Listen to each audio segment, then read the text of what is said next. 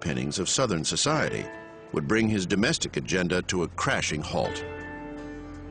It's hard to argue that Roosevelt doesn't understand what exactly it is that Southern Democrats represent in the 1930s. And when Roosevelt speaks in behalf of states' rights and calls himself an adopted son of Georgia, he's made a very bold statement about where he stands politically, and I would think where he stands morally. Whatever his private attitude towards segregation, FDR was unwilling to tie his presidency to a noble, lost cause. This was a president who relished political victories, and that required coalition building with the bastions of segregation.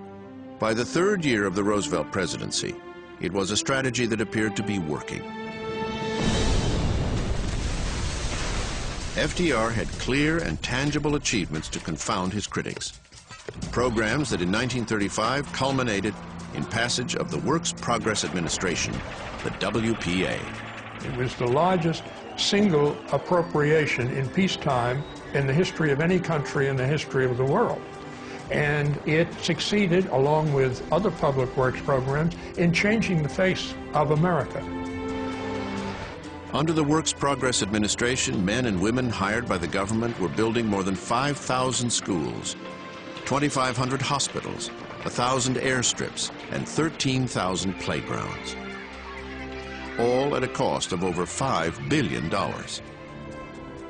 Yet each day, thousands of people were being forced out of private sector jobs, and unemployment still stood at more than 15%.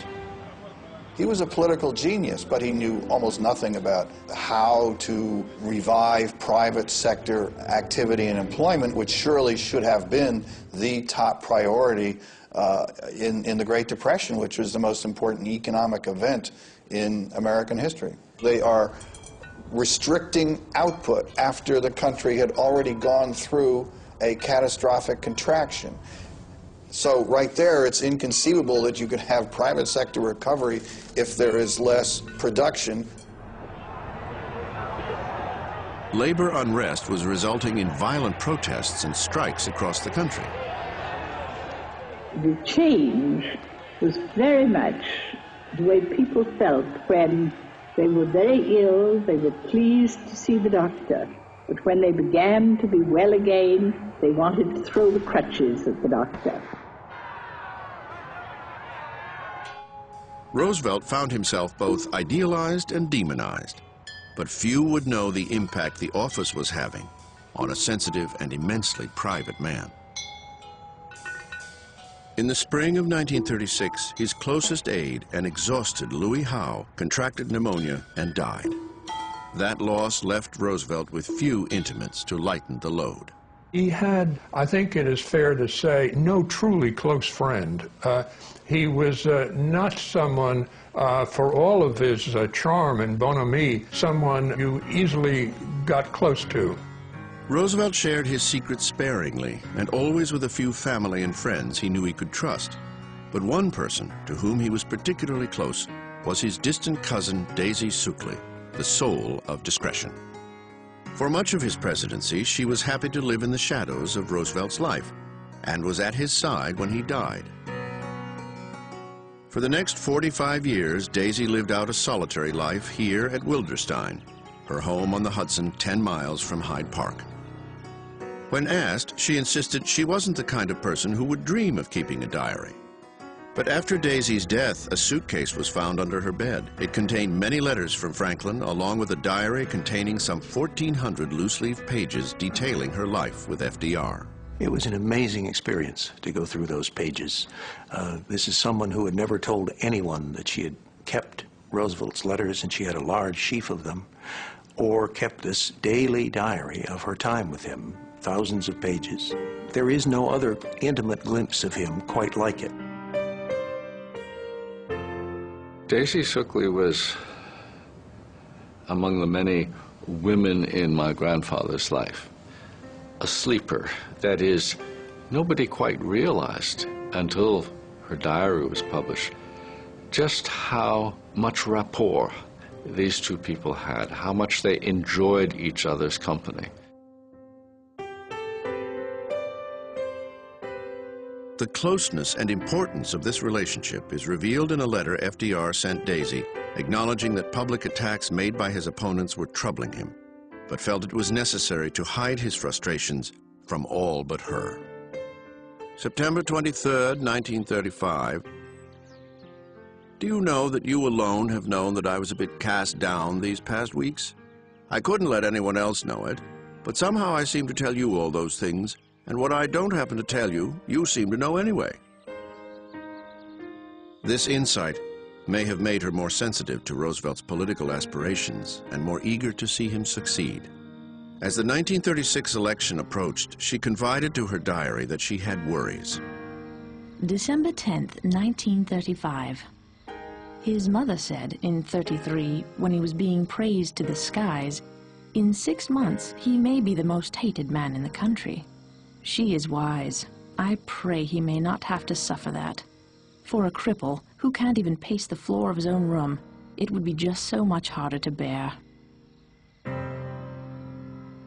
But if Roosevelt feared rejection, he didn't show it. As the presidential campaign of 1936 moved into high gear, FDR insisted he welcomed the hatred of those who stood in his way.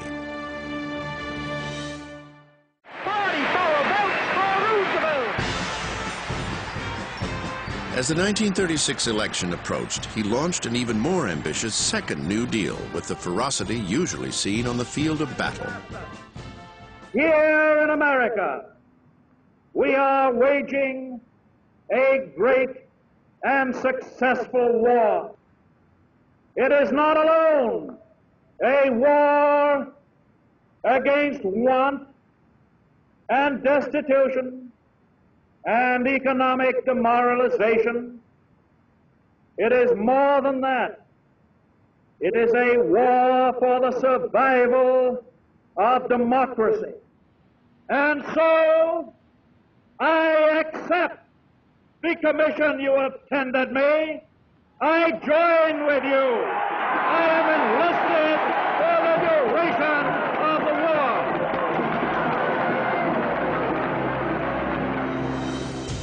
He undertook a massive building program to strengthen the country's infrastructure. He promised power for rural America, where 9 out of every 10 families still lived without electricity. He pushed the Social Security Act through Congress, insisting that all Americans deserved a safety net and that seniors had the right to avoid destitution in their final years. All programs designed, he said, to ensure the survival of American capitalism. In private, he said more than once to more than one of his associates, he said, if the capitalist class in this country only understood what I'm up to here, they would understand that I am the best friend they've ever had, because I'm reforming this system, the free enterprise system, in ways that will preserve its viability for generations to come. And if it weren't for me, there's a possibility that the forces of truly radical revolution would gather energy and overturn this system altogether. And it's only by reform that the system will survive. But as he expanded the role of the federal government, he raised taxes to pay for it. That was too much for his wealthy friends along the Hudson River. One of his neighbors was quoted as saying, "That man in the White House has gone too far."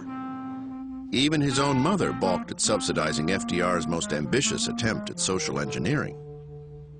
She and FDR had their differences. She, for example, refused to pay Social Security on the wages of people on the estate at Hyde Park.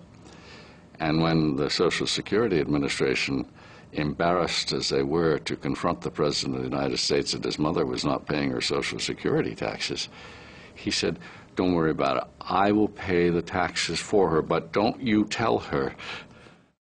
4 years earlier, he forged a strong alliance with business leaders. They too feared the end of American capitalism. Now, as that fear receded, they became the administration's harshest critics. Roosevelt fought back with the most aggressive and negative campaign of his political career.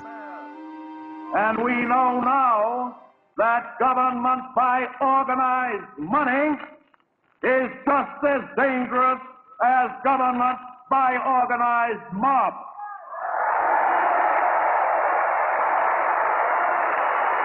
They are unanimous in their hate for me.